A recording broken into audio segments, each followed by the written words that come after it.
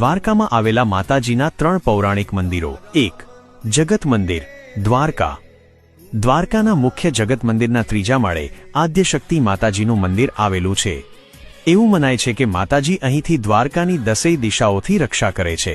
પૌરાણિક કથાઓ અનુસાર આ શક્તિને ભગવાન શ્રીકૃષ્ણના કુળદેવી તરીકે પૂજવામાં આવે છે અને એવું કહેવાય છે કે અહીં ફક્ત દર્શન કરવાથી દુખડા દૂર થાય છે।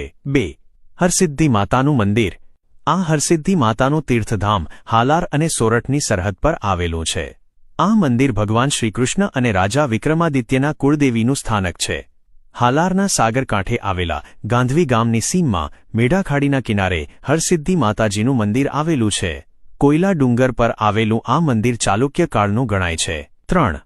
મોગલ માતાનું મંદિર, ભીમરાણા।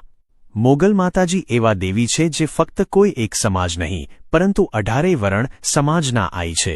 માતાજીનું પ્રાગટ્ય ભીમરાણા ગામમાં દેવસુર ધાંધણિયાને ત્યાં થયું હતું।